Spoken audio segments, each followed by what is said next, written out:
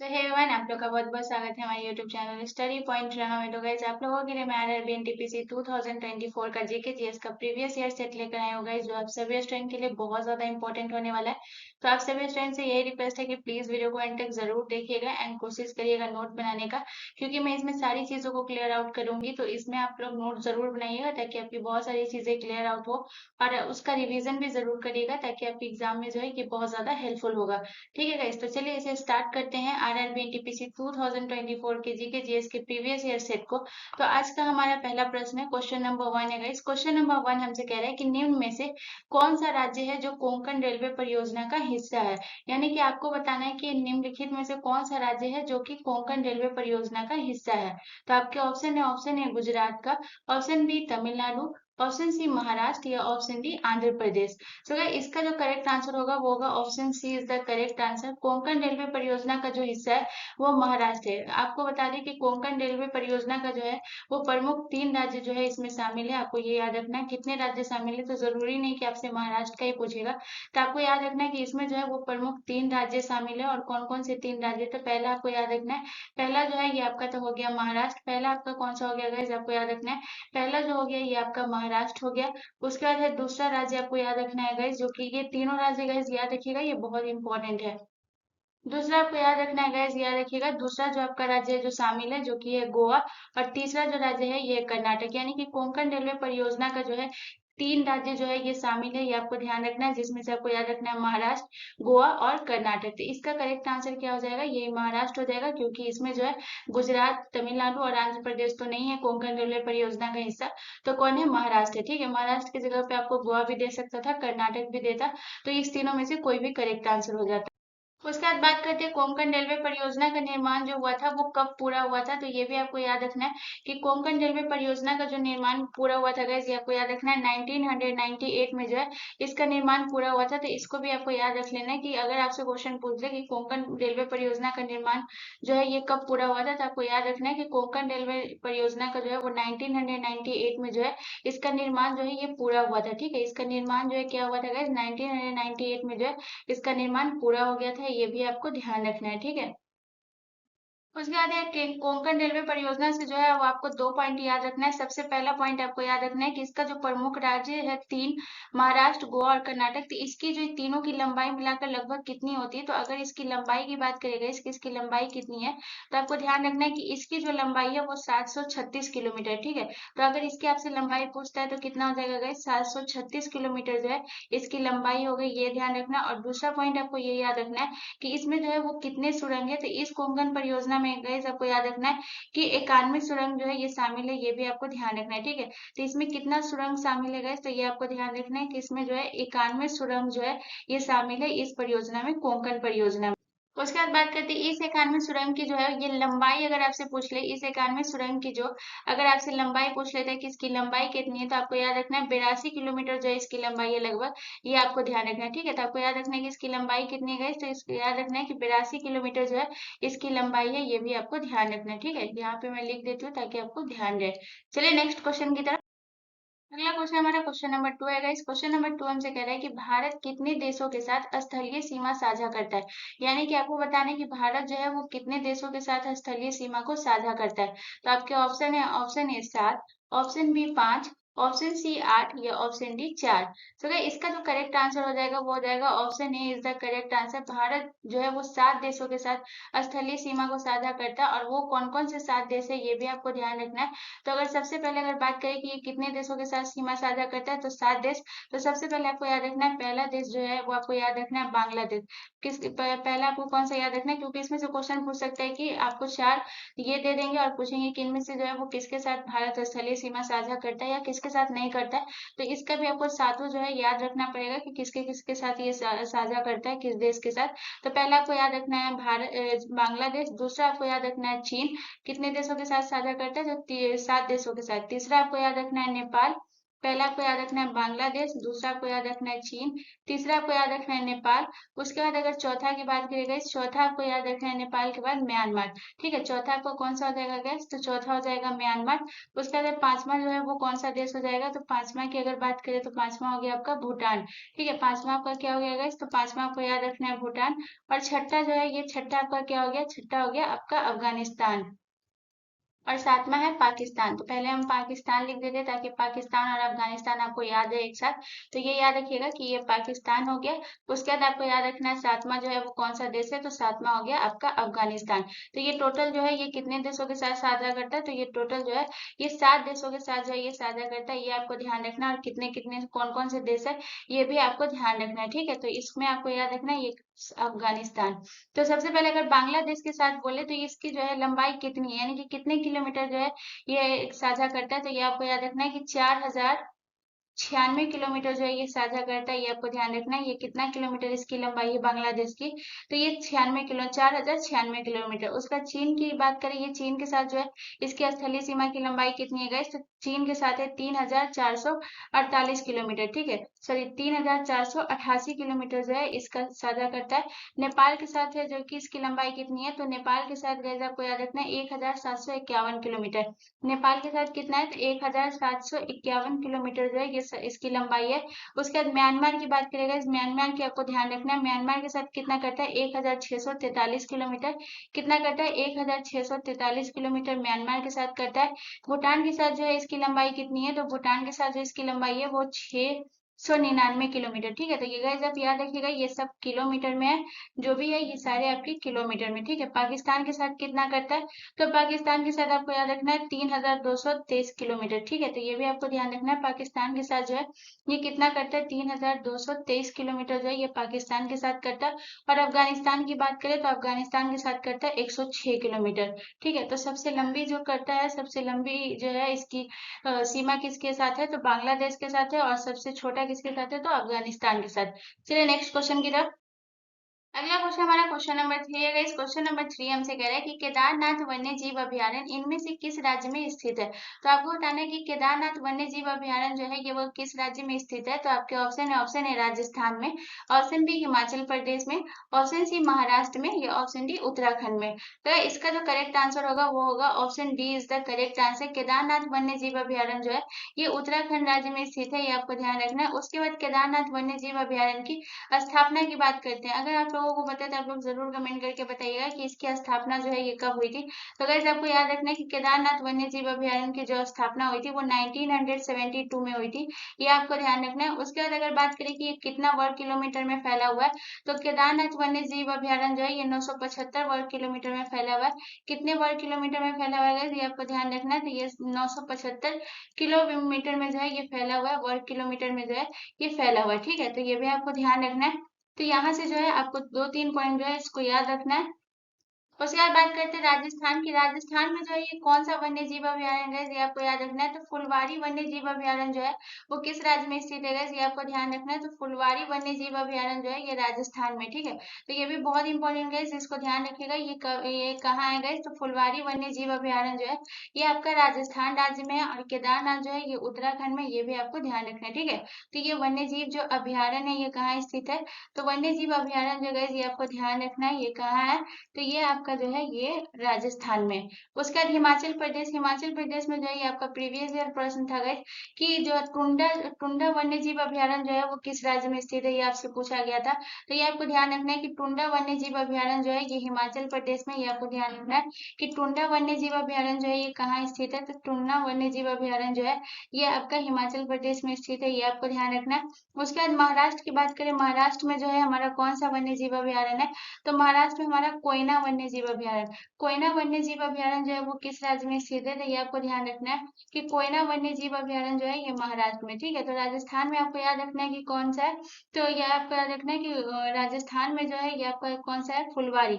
फुलवारी वन्य जीव अभयारण्य जो है ये कहाँ है, तो ये आपका जो है फुलवारी वन्य जीव अभयारण्य राजस्थान में है। टुंडा वन्य जीव अभयारण्य जो कि प्रीवियस ईयर प्रश्न था वो हिमाचल प्रदेश में। और कोयना वन्य जीव अभयारण्य जो कि आपका महाराष्ट्र में। और केदारनाथ वन्य जीव अभयारण्य उत्तराखंड में। तो यहाँ से आपको इतना पॉइंट नोट कर लेना है। चलिए नेक्स्ट क्वेश्चन की तरफ। अगला क्वेश्चन हमारा क्वेश्चन नंबर 4 है। इस क्वेश्चन नंबर 4 हमसे कह रहा है कि दिलवारा मंदिर निम्नलिखित में से किस राज्य में स्थित है। तो आपको बताना है कि दिलवारा मंदिर जो है वो किस राज्य में स्थित है। तो आपके ऑप्शन है, ऑप्शन ए तमिलनाडु में, ऑप्शन बी राजस्थान में, ऑप्शन सी ओडिशा में, या ऑप्शन डी गुजरात में। तो इसका जो करेक्ट आंसर हो जाएगा वो हो जाएगा option B is the correct answer. Dilwara मंदिर जो है ये राजस्थान में स्थित है। और ये राजस्थान के कहाँ स्थित है ये भी आपको ध्यान रखना है। तो ये राजस्थान के माउंट आबू पे स्थित है दिलवारा जैन मंदिर। तो ये भी आपको ध्यान रखना है, दिलवारा मंदिर कहाँ स्थित है। तो ये राजस्थान में स्थित है और ये माउंट आबू पे, राजस्थान के माउंट आबू पर स्थित है। ये भी आपको ध्यान रखना है। उसके बाद आपको याद रखना है कि दिलवारा मंदिर जो है यहाँ से आपको सबसे इम्पोर्टेंट है कि ये किसको समर्पित है। तो कभी बौद्ध, जैन, और फिर यहाँ पे जो है नीचे बहुत सारे ऑप्शन दे देंगे। तो आपको याद रखना है कि दिलवारा मंदिर जो है ये जैन धर्म के तीर्थंकरों को समर्पित है। ये किसको समर्पित है, तो ये बहुत इंपॉर्टेंट पॉइंट है, इसको नोट कर लीजिएगा कि जैन दिलवारा जो मंदिर है वो किसको समर्पित है। तो जैन धर्म के जो तीर्थंकरों हैं उनको संबंधित है। ये भी आपको ध्यान रखना है, जैन धर्म के तीर्थंकरों को जो है समर्पित कौन सा मंदिर है, ये भी क्वेश्चन पूछ सकता है। तो इसको ध्यान रखिएगा कि जैन धर्म के तीर्थंकरों को जो मंदिर समर्पित है वो है राजस्थान का दिलवारा मंदिर, जो कि माउंट आबू पर स्थित है। उसका आपको याद रखना है कि दिलवारा के 5 प्रमुख मंदिर है जो कि जैन धर्म के तीर्थंकरों को समर्पित है। तो 5 प्रमुख मंदिर है, ये आपको ध्यान रखना है कि 5 प्रमुख मंदिर जो है समर्पित है। ये भी आपको ध्यान रखना है, ठीक है। तो कितने मंदिर समर्पित है दिलवारा के जैन मंदिर में जो है वो जैन धर्म के कितने तीर्थंकरों को समर्पित है। तो 5 प्रमुख मंदिर जो है जो कि समर्पित है जैन धर्म के तीर्थंकरों को, ठीक है। ये भी आपको ध्यान रखना है। उसके बाद अगर तमिलनाडु की बात करें, तमिलनाडु में जो है ये हमारा कौन सा मंदिर है। तो आपको याद रखना है कि मीनाक्षी मंदिर, मीनाक्षी मंदिर जो है ये आपका कहाँ स्थित है गाइस। तो ये आपको ध्यान रखना है कि मीनाक्षी मंदिर जो है ये आपका कहाँ है। तो मीनाक्षी मंदिर जो है ये आपका तमिलनाडु में स्थित है। पहला पॉइंट आपको ये याद रखना है कि ये कहाँ स्थित है, तो ये तमिलनाडु में स्थित है। उसके बाद बात करते हैं ओडिशा में। ओडिशा में जो है वो कौन सा मंदिर स्थित है, तो लिंगराज मंदिर। लिंगराज मंदिर जो है ये कहाँ स्थित है, तो लिंगराज मंदिर जो है ये ओडिशा के भुवनेश्वर में स्थित है, ठीक है। ये भी आपको ध्यान रखना है कि ओडिशा के भुवनेश्वर में जो है वो कौन सा मंदिर स्थित है, तो ये है लिंगराज मंदिर। और मीनाक्षी मंदिर जो है वो तमिलनाडु के मदुरै जिले में जो है स्थित है। ये आपको ध्यान रखना है, ठीक है। तो यहाँ से जो है आपको इतना पॉइंट नोट कर लेना है। चलिए नेक्स्ट क्वेश्चन की तरफ।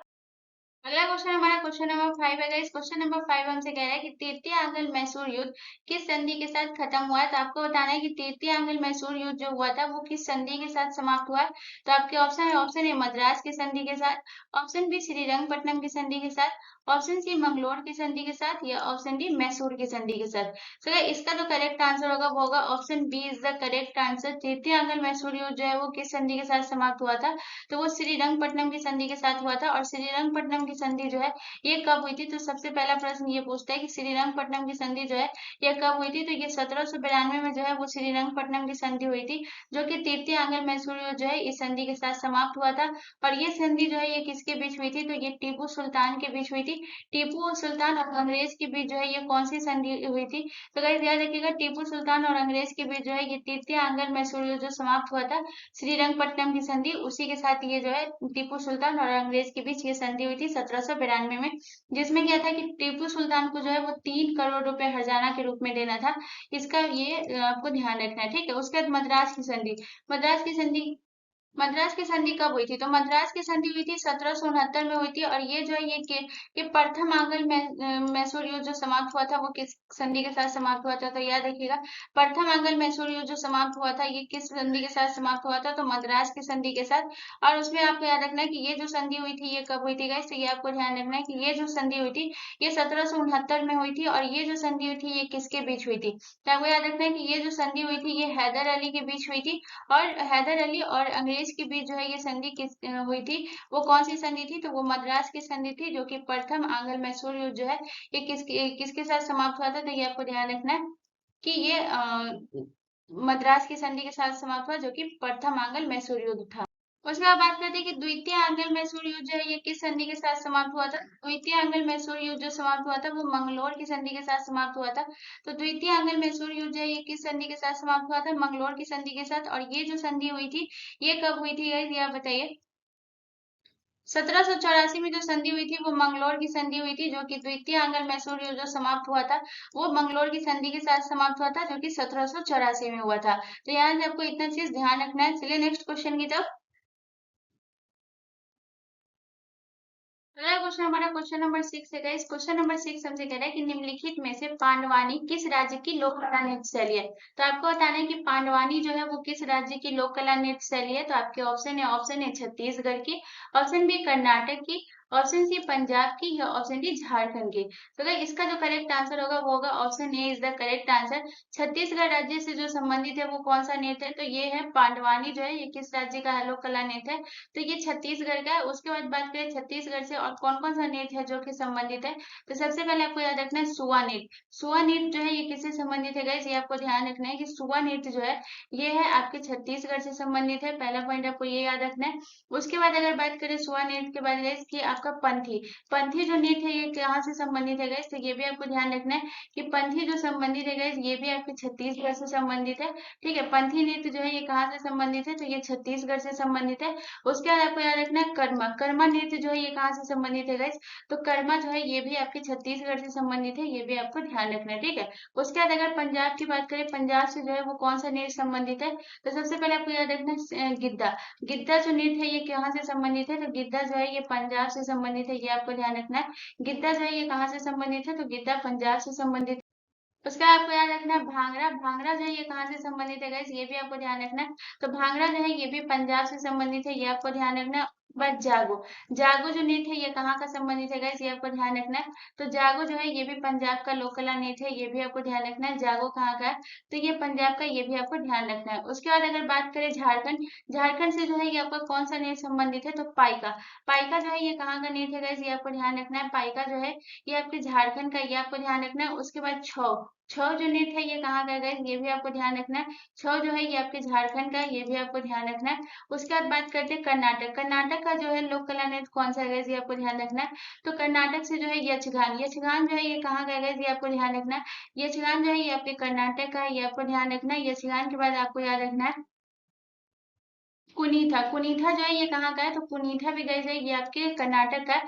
तो यहाँ से जो है आपको इतना चीज याद रखना है, तो ठीक है। उसके बाद आपको याद रखना है कि ये जो आपको पिक्चर में दिख रही है, तो यहाँ पे जो है सबसे पहले आपसे क्वेश्चन पूछता है कि तीजन बाई का संबंध जो है वो किस नृत्य से है, ये आपको ध्यान रखना है। तो ये आपको याद रखना है कि तीजन बाई का संबंध जो है वो पांडवानी से संबंधित है। ठीक है, तो ये जो पिक्चर में आपको दिख रही है ना ये तीजन बाई है, तो तीजन बाई में जो है ये किससे संबंधित है गाइस, आपको ध्यान रखना है। तो तीजन बाई जो है ये पांडवानी से संबंधित है। और पांडवानी में होता क्या है कि महाभारत की कहानी को जो है ना ये सुनाया जाता है, इसमें जो है ये आपको ध्यान रखना है, इसी से ये संबंधित है तीजन बाई, जिसके लिए इसे पद्म भूषण पद्म श्री भी अवार्ड मिला हुआ है। तो तीजन बाई को पद्म श्री पद्म भूषण कब मिला हुआ है, ये आपको ध्यान रखना है। तो अगर तीजन बाई की बात करें कि इन्हें पद्म श्री कब मिला, तो गाइस आपको याद रखना है कि इन्हें जो पद्म श्री मिला था वो 1988 में मिला था। तो यहाँ पे मैं लिख दे रही हूँ पद्म श्री, आपको ध्यान रखना है कि इन्हें जो है ये पद्म श्री कब मिला गया, ये आपको ध्यान रखना है। तो तीजन बाई को जो है ये पद्म श्री मिला था 1988 में, जो है इन्हें पद्म श्री मिला, ये आपको ध्यान रखना है। इन्हें पद्म श्री कब मिला गया, तो 1988 में। तो उसके बाद बात करते हैं कि इन्हें जो है पद्म भूषण और पद्म विभूषण जो है ये कब मिला, तो सबसे पहले अगर बात करें पद्म भूषण की, पद्म श्री मिला इन्हें 1988 में मिला। उसके बाद बात करते हैं पद्म भूषण की, तो इनको जो है पद्म भूषण मिला था वो मिला था 2003 में। तो तीजन बाई को पद्म भूषण कब मिला था, तो 2003 में मिला था। और उसके बाद पद्म विभूषण की अगर बात करें तो 2019 में जो है इन्हें पद्म विभूषण मिला, ये भी आपको ध्यान रखना है कि इन्हें पद्म विभूषण कब मिला था, तो 2019 में जो है इन्हें पद्म विभूषण मिला। तो ये आपको ध्यान रखना है, यहाँ से जो है बहुत ज्यादा इंपॉर्टेंट प्रश्न है कि इन्हें पद्म श्री पद्म भूषण कब मिला। ये तीनों चीज आपको याद रखना है कि तीजन बाई जो है वो पांडवानी नृत्य से संबंधित है, इन्हें पद्म श्री 1988 में मिला, पद्म विभूषण जो है 2019 में मिला, और पद्म भूषण 2003 में। चलिए नेक्स्ट क्वेश्चन की तरफ। अगला क्वेश्चन हमारा क्वेश्चन नंबर 7 है गाइस। क्वेश्चन नंबर 7 हमसे कह रहा है कि सूती और ऊनी रेशों में अंतर ज्ञात किया जा सकता है। तो आपको बताना है कि सूती और ऊनी रेशों में जो है वो हम अंतर कैसे ज्ञात कर सकते हैं। तो आपके ऑप्शन ए जलाकर ज्ञात कर सकते हैं, या ऑप्शन बी NaOH से क्रिया कराकर ज्ञात कर सकते हैं, या ऑप्शन सी छूकर ज्ञात कर सकते हैं, या ऑप्शन डी इनमें से सभी। तो गाइस इसका जो करेक्ट आंसर हो जाएगा वो हो जाएगा option D is the correct answer. सूती और ऊनी रेशों में अगर हम अंतर ज्ञात कर सकते हैं वो जला करके भी कर सकते हैं। NaOH से क्रिया करा करके भी कर सकते हैं और छू करके भी कर सकते हैं। तो सबसे पहले अगर जलाने की बात करें तो हम जला करके सूती और ऊनी में कैसे ज्ञात कर सकते हैं। तो जो भी सूती चीज होगा अगर वो जलेगा तो वो किसकी तरह जलेगा गाइस, ये आपको ध्यान रखना है। तो जो भी सूती होगा, जो चीज जलेगा वो कागज की तरह जलेगा, ठीक है। तो सूती जो है ये कैसे जलता है, सूती रेसे ये कागज की तरह जलेगा, जबकि ऊनी रेसे जो है वो कैसे जलेगा गाइस, तो जो ऊनी रेसे होंगे वो बालों की तरह जलेंगे। तो ये आप जब भी आप ऊनी को जलाइएगा ना तो वो आप देखिएगा वो किस तरीके से जलते हैं। तो ऊनी रेसे जो है ये वो किस तरीके से जलते हैं गाइस, ये आपको ध्यान रखना है, ये बालों की तरह जलते हैं। उसके बाद बात करते हैं NaOH से क्रिया करा के। तो अगर NaOH में इसे डालेंगे तो जो सूती होगा वो घुल जाएगा, ये आपको ध्यान रखना है कि NaOH से अगर हम इसे क्रिया कराएंगे तो जो भी सूती रेशा होगा ना वो क्या हो जाएगा, वो घुल जाएगा, ठीक है। ये आपको ध्यान रखना है कि ये क्या हो जाएगा गाइस, तो ये घुल जाएगा। और जो भी ऊनी रेशे होंगे, यानी कि जो भी ऊनी रेशे होंगे वो नहीं घुलेंगे। यानी कि जो NaOH से अगर हम क्रिया कराएंगे तो इसे सूती और ऊनी में कैसे फर्क करेंगे, तो जो सूती रेशे होंगे वो घुल जाएंगे और जो कि ऊनी रेशे होंगे वो नहीं घुलेंगे, ये आपको ध्यान रखना है। तो इस तरीके से भी हम इसका पता कर सकते हैं। तो इस तरीके से ये भी करेक्ट आंसर हो गया कि वो घुलेंगे और ये नहीं घुलेंगे। उसके बाद स्पर्श की बात करें, यानी कि छू करके हम कैसे पता कर सकते हैं। तो ऊनी कपड़े जो होंगे वो खुरदरे होते हैं, ठीक है। तो ये आपको ध्यान रखना है कि ऊनी कपड़े जो है ये कैसे होते हैं। तो ऊनी कपड़े जो है ये आप ध्यान रखिएगा, जब भी आप उसको छुइएगा तो ये किस तरीके के होंगे, तो ये खुरदरे होंगे। उसके बाद अगर बात करें कि जो सूती होंगे ना, वो सूती कपड़े कैसे होते हैं, तो ये आपको ध्यान रखना है कि सूती जो होते हैं ना ये मुलायम होते हैं। तो सूती कैसे होते हैं, तो मुलायम होते हैं। तो इस तरीके से जो है आप इसको ये कर सकते हैं कि कौन जो है, ये आप इस तरीके से स्पर्श कर सकते हैं कि कौन सूती और कौन जो है ऊनी है। तो इस तरीके से इसमें जो करेक्ट आंसर हो जाएगा वो क्या हो जाएगा, इनमें से सभी। चलिए नेक्स्ट क्वेश्चन की तरफ। अगला क्वेश्चन हमारा क्वेश्चन नंबर 8 है गाइस। क्वेश्चन नंबर 8 कह रहा है कि निम्नलिखित में से कौन फूलों के उत्पादन से संबंधित है। तो आपको बताना है कि फूलों के उत्पादन से जो संबंधित है वो कौन है। तो आपके ऑप्शन है olericulture, option B floriculture, option C viticulture या ऑप्शन डी पोमोकल्चर। तो सबसे पहले अगर बात करें ओलेरी कल्चर की, तो ओलेरी कल्चर जो है ये किससे संबंधित है, तो सब्जियों के उत्पादन से जो संबंधित है वो कौन सा है गाइस, ये आपको ध्यान रखना है। तो सब्जियों के उत्पादन से जो संबंधित है आपका ये ध्यान रखना है ओलेरी कल्चर। तो ये किससे संबंधित है, तो ये सब्जियों के उत्पादन से। और यहाँ से जो है एक प्रश्न रहता है गाइस, तो ये आपको ध्यान रख लेना है। तो सब्जियों के उत्पादन से जो है ये आपको कौन सा संबंधित है, ओलेरी कल्चर। उसके बाद अगर फ्लोरेरी कल्चर की बात करें तो ये फूलों से संबंधित है। तो ऑप्शन बी जो है ये हमारा करेक्ट आंसर हो जाएगा। फ्लोरिकल्चर जो है ये किससे संबंधित है, ये फूलों से संबंधित है। वैसे आपको ध्यान रखना है ये किससे संबंधित है, तो ये फूलों के उत्पादन से संबंधित है, ठीक है। उसके बाद अगर बात करें वीटीकल्चर, वीटीकल्चर जो है ये किससे संबंधित है, वीटीकल्चर जो है ये आपके अंगूर उत्पादन से संबंधित है। तो अगर आपसे पूछे कि अंगूर उत्पादन से जो है वो कौन संबंधित है गाइस, तो ये आपको ध्यान रखना है कि अंगूर उत्पादन से जो है ये विटीकल्चर संबंधित है। तो ऑप्शन क्या होगा, अंगूर उत्पादन से विटीकल्चर। पोमोकल्चर जो है ये किससे संबंधित है, तो फल उत्पादन से। तो यानी कि फूल उत्पादन से जो है वो फ्लोरिकल्चर और फल उत्पादन से जो है जो कि पोमोकल्चर। तो यहाँ से आपको ध्यान रखना है कि कौन सा जो है वो किससे संबंधित है। यहाँ से भी एक प्रश्न रहता है गाइस, तो ये आपको नोट कर लेना है। चलिए नेक्स्ट क्वेश्चन की तरफ। अगला क्वेश्चन हमारा क्वेश्चन नंबर 9 है गाइस। क्वेश्चन नंबर 9 कह रहा है कि कश्मीर घाटी इनमें से किन दो पर्वत श्रेणियों के मध्य स्थित है। तो आपको बताना है कि कश्मीर घाटी जो है वो किन दो पर्वतों के मध्य जो है वो स्थित है। तो आपके ऑप्शन है लद्दाख तथा जास्कर श्रेणी, ऑप्शन बी वृहद हिमालय तथा जास्कर श्रेणी, ऑप्शन सी काराकोरम तथा लद्दाख या ऑप्शन डी वृहद हिमालय तथा पीर पंजाल। तो अगर कश्मीर घाटी बात करें कि किन दो पर्वतों श्रेणियों के बीच में स्थित है, तो ये वृहद हिमालय और पीर पंजाल के बीच जो है ये हमारा कौन सा घाटी स्थित है, तो कश्मीर घाटी स्थित है। तो ऑप्शन डी जो है ये हमारा करेक्ट आंसर हो जाएगा, जो कि वृहद हिमालय तथा पीर पंजाल के मध्य स्थित है कश्मीर घाटी। उसके बाद बात करते हैं कि कश्मीर घाटी जो है, कश्मीर घाटी की लंबाई और चौड़ाई जो है ये कितनी है। तो अगर कश्मीर घाटी की लंबाई और चौड़ाई की बात करें तो सबसे पहले है ना कश्मीर घाटी की लंबाई की बात करते हैं। तो बताइए अगर आप लोगों को पता है तो आप मुझे कमेंट करके जरूर बताइएगा कि कश्मीर घाटी की जो है ये लंबाई कितनी है। तो गाइस आपको ध्यान रखना है कि कश्मीर घाटी की जो लंबाई 135 किलोमीटर जो है इसकी लंबाई है। तो कश्मीर घाटी की लंबाई कितनी है गाइस, ध्यान रखिएगा। तो 135 किलोमीटर जो है इसकी लंबाई है। और उसके बाद चौड़ाई की बात करें तो 32 किलोमीटर जो है इसकी चौड़ाई है। इसकी चौड़ाई कितनी है गाइस, ये आपको ध्यान रखना है। तो कश्मीर घाटी की जो चौड़ाई है ये 32 किलोमीटर है, तो ठीक है। तो ये आपको ध्यान रख लेना है। कश्मीर घाटी से आपका 3 पॉइंट जो है ये क्लियर हो गया कि इसकी लंबाई 135 किलोमीटर, चौड़ाई 32 किलोमीटर और ये किन दो पर्वत श्रेणियों के मध्य स्थित है, तो वृहद हिमालय तथा पीर पंजाल के बीच। चलिए नेक्स्ट क्वेश्चन की तरफ। अगला क्वेश्चन हमारा क्वेश्चन नंबर 10 है गाइस। क्वेश्चन नंबर 10 कह रहा है कि इनमें से किस पर्वतमाला को सह्याद्री के नाम से जाना जाता है। तो आपको बताना है कि कौन सा पर्वतमाला है जिसे सह्याद्री के नाम से जाना जाता है। तो आपके ऑप्शन है पूर्वी घाट को, ऑप्शन बी पश्चिमी घाट को, ऑप्शन सी सतपुड़ा को, या ऑप्शन डी अरावली को। सो इसका जो करेक्ट आंसर हो जाएगा वो हो जाएगा option B is the correct answer. पर्वतमाला जो सह्याद्री है, जिसे पश्चिमी घाट के नाम से जाना जाता है, ये टोटल कितने राज्यों से होकर गुजरती है? तो ये भी आपको ध्यान रखना है कि ये टोटल 4 राज्यों से होकर गुजरती है। तो कितने राज्यों से होकर गुजरती है ये आपको ध्यान रखना है। तो ये टोटल 4 राज्यों से होकर गुजरती है। और कौन कौन से राज्य, इसको भी नोट कर लीजिएगा। तो सबसे पहले मैं यहाँ पे लिख देती हूँ कि कितने राज्यों से होकर गुजरती है। तो ये टोटल 4 राज्यों से होकर गुजरती है। अगर आपको पता है कि ये कितने राज्यों से होकर गुजरती है तो मुझे जरूर कमेंट करिएगा। तो सबसे पहले बात करते हैं कि ये कौन से राज्य से गुजरती है। तो आपको पहला राज्य याद रखना है, महाराष्ट्र से गुजरती है। पहला राज्य आपको कौन सा याद रखना है कि ये महाराष्ट्र से भी गुजरती है। दूसरा आपको याद रखना है कि दूसरा आपको कौन सा राज्य याद रखना है, गोवा। ये महाराष्ट्र, गोवा, उसके बाद आपको याद रखना है कर्नाटक और तमिलनाडु। तो ये टोटल है ना 4 राज्यों से होकर गुजरती है, जो कि 4 राज्य जो है ये आपका यहाँ पे मैं लिख दूँ ताकि आपको कोई दिक्कत ना हो कौन कौन से राज्य से गुजरती है। तो ये आपको ध्यान रखना है, ये टोटल 4 राज्यों से होकर गुजरती है। उसके बाद अगर बात करें कि ऐसे पश्चिमी घाट को जो है वो सह्याद्री के नाम से जानते हैं, तो पूर्वी घाट को जो है वो किस नाम से जानते हैं बताइए। तो पूर्वी घाट को जो है वो महेंद्रगिरी के नाम से जानते हैं। ठीक है, तो महेंद्रगिरी के नाम से जो ये किसे जानते हैं गाइस, ये आपको ध्यान रखना है कि महेंद्रगिरी के नाम से जो जानते हैं वो पूर्वी घाट को जानते हैं और पश्चिमी घाट को सह्याद्री के नाम से। चलिए नेक्स्ट क्वेश्चन की तरफ।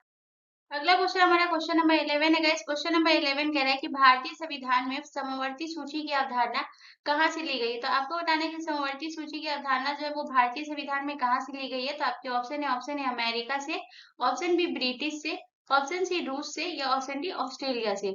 सो गाइस इसका करेक्ट आंसर बताने से पहले सबसे पहले मैं आपको बता देती हूँ कि इसमें जो है टोटल कितनी प्रकार की सूची है।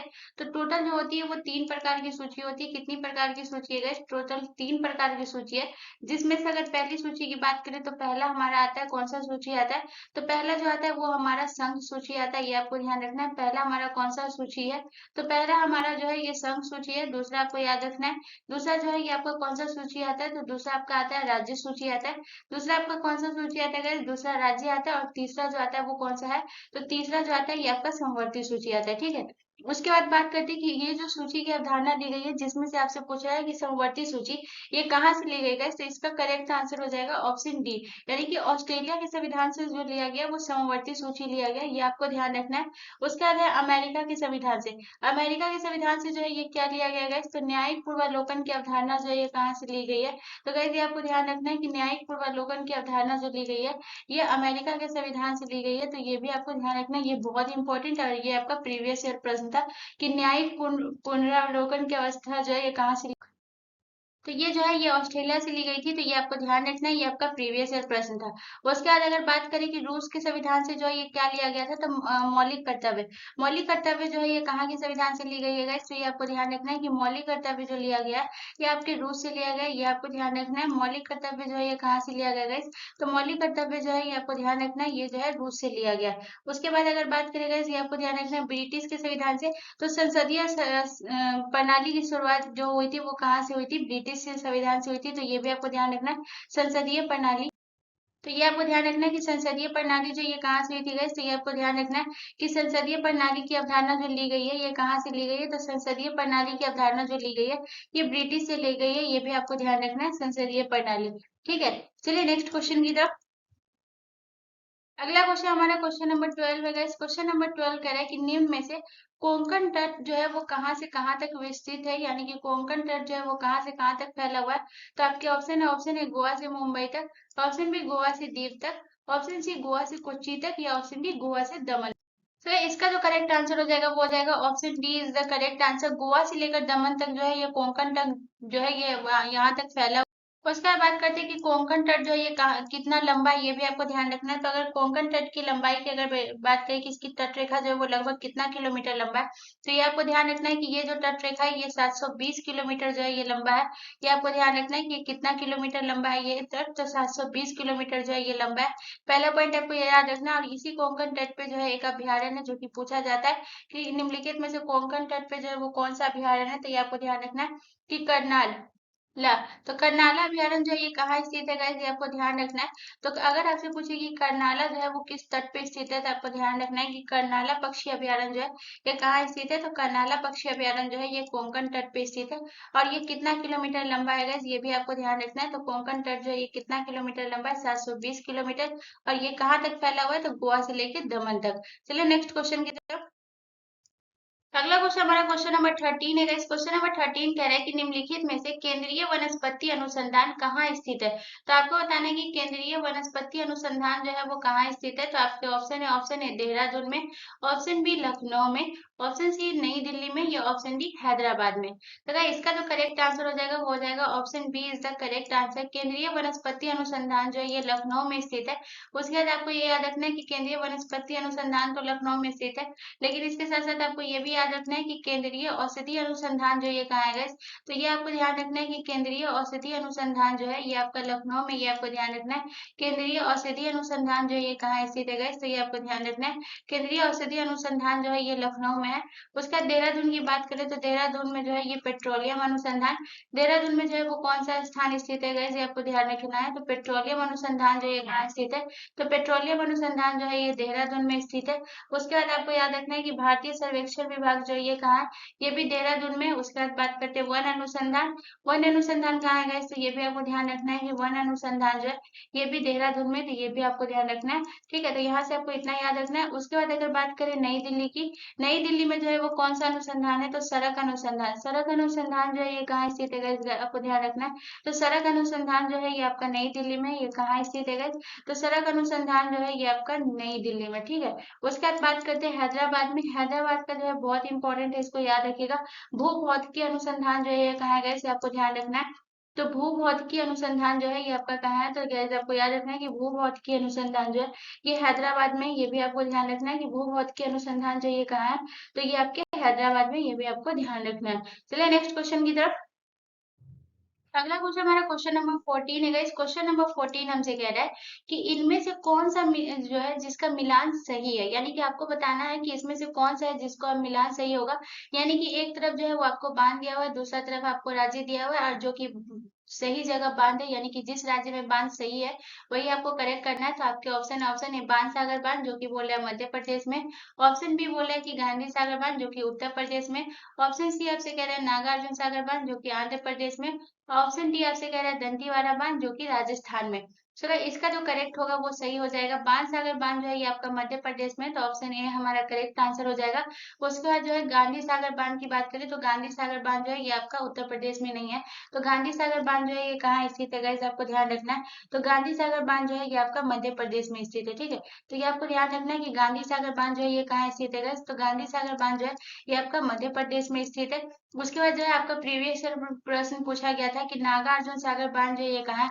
तो नागार्जुन सागर बांध जो है ये आंध्र प्रदेश में नहीं है। तो बताइए नागार्जुन सागर बांध जो ये कहाँ है गाइस, तो ये आपको ध्यान रखना है तेलंगाना। तेलंगाना में जो ये कौन सा बांध है गाइस, आपको ध्यान रखना है। तो तेलंगाना में जो है ये आपका नागार्जुन सागर बांध है। उसका दांतीवाड़ा जो है ये राजस्थान में नहीं है। तो बताइए तो दांतीवाड़ा जो है ये कहाँ है, तो दांतीवाड़ा जो है ये गुजरात में, गुजरात में हमारा कौन सा बांध है गाइस, ये आपको ध्यान रखना है। तो गुजरात में जो है ये आपका दांतीवाड़ा बांध है, ये आपको ध्यान रखना है। ठीक है, चलिए नेक्स्ट क्वेश्चन की तरफ। अगला क्वेश्चन हमारा क्वेश्चन नंबर 15 है इस क्वेश्चन नंबर 15 कह रहा है कि किस अनुच्छेद के अनुसार एक निर्वाचन मंडल के सदस्यों द्वारा राष्ट्रपति का निर्वाचन किया जाता है। यानी कि कौन सा अनुच्छेद है जिसके द्वारा एक निर्वाचन मंडल के सदस्यों के द्वारा यानी कि राष्ट्रपति का निर्वाचन होता है। तो आपके ऑप्शन है अनुच्छेद 59 के द्वारा, ऑप्शन बी अनुच्छेद 56 के द्वारा, ऑप्शन सी अनुच्छेद 52 के द्वारा, या ऑप्शन डी अनुच्छेद 54 के द्वारा। तो क्या इसका जो करेक्ट आंसर होगा वो होगा option D is the correct answer. अनुच्छेद 54 के द्वारा जो है वो एक निर्वाचन मंडल के सदस्यों के द्वारा राष्ट्रपति का निर्वाचन किया जाता है। उसका बाद बात करते हैं अनुच्छेद 69 की। अनुच्छेद 59 में जो है ये क्या है guys, आपको ध्यान रखना है।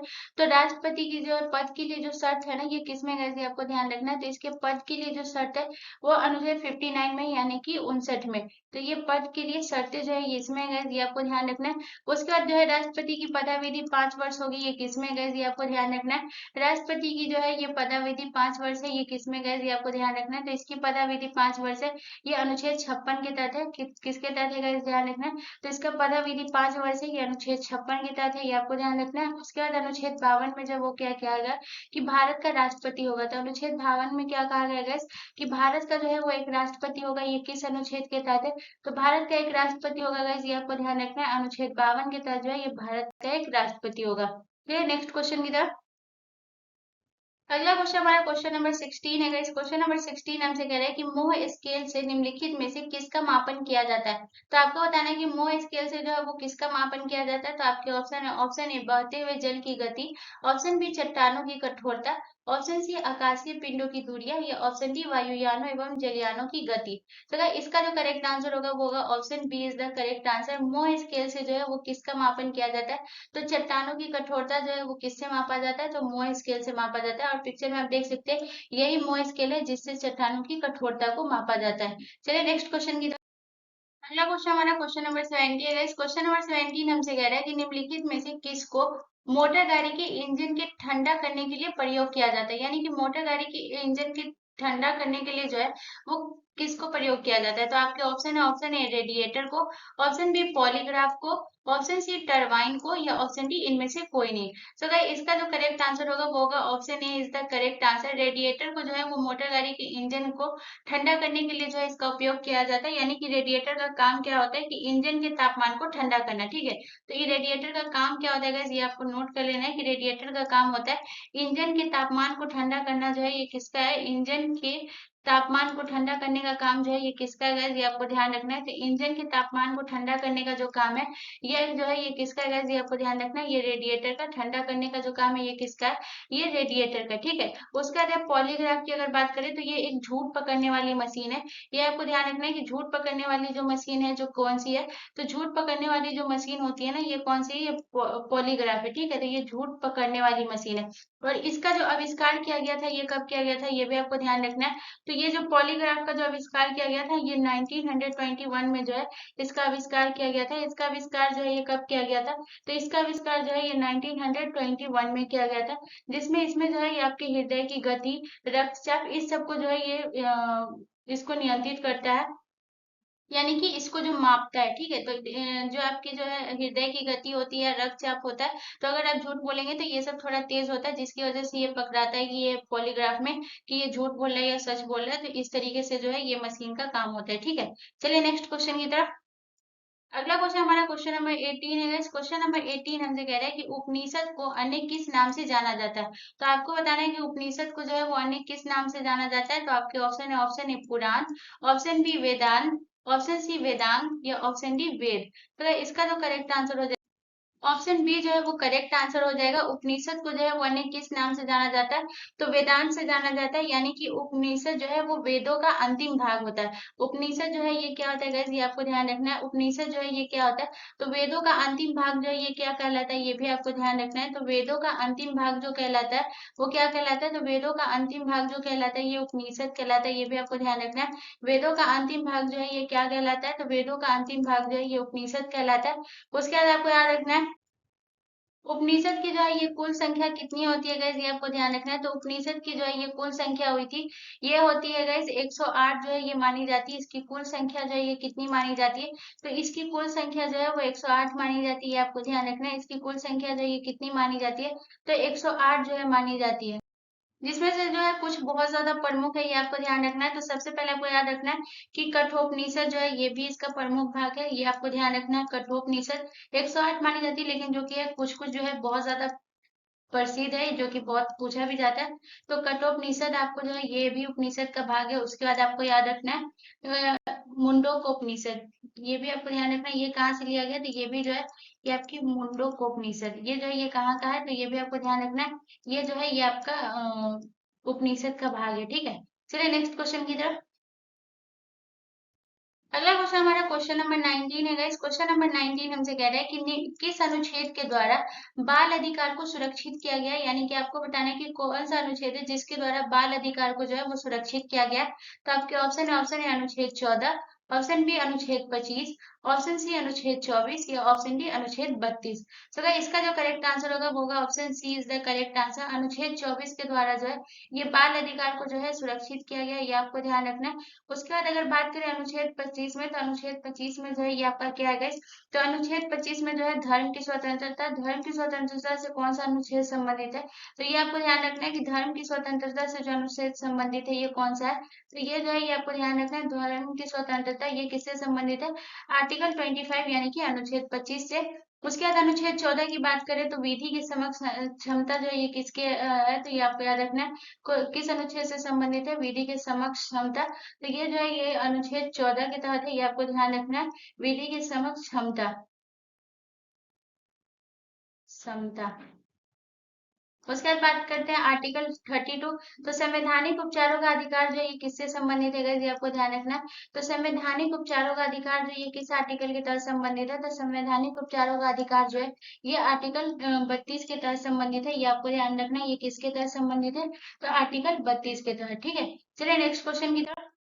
अगला क्वेश्चन हमारे क्वेश्चन नंबर 20 है गाइस। क्वेश्चन नंबर 20 हमसे कह रहा है कि वयस्क मनुष्य में मोरल दांतों की संख्या जो है ये कितनी है, यानी कि आपको बताना है कि एक मनुष्य में जो है वो मोरल दांतों की संख्या कितनी है, यानी कि जिससे हम भोजन को चबाते हैं, यानी कि जो भोजन जिसके द्वारा जो है ग्राइंड किया जाता है यानी कि पीसता है, वो जो है दांतों की संख्या कितनी है, तो आपके ऑप्शन है, ऑप्शन है 4, ऑप्शन बी 12, ऑप्शन सी 8 या ऑप्शन डी 6। सो इसका जो करेक्ट आंसर हो जाएगा वो हो जाएगा option B is the correct answer, यानी कि जितने जो दांत होते हैं जिसके द्वारा भोजन को हम पीसते हैं यानी कि ग्राइंड करते हैं, उस संख्या जो है वो 12 है। ठीक है, तो ये आपका आरआरबी एनटीपीसी 2024 का जीके जीएस का प्रीवियस ईयर सेट जो है, जो कि हमारा 4 है, वो समाप्त होता है guys। तो आप मुझे कमेंट करके जरूर बताइएगा कि आपको ये सेशन कैसा लगा। अगर अच्छा लगा होगा तो प्लीज चैनल को जरूर सब्सक्राइब कर लीजिएगा एंड बेल आइकन पे जरूर क्लिक कर लीजिएगा। मिलते हैं नेक्स्ट वीडियो में गाइस, धन्यवाद।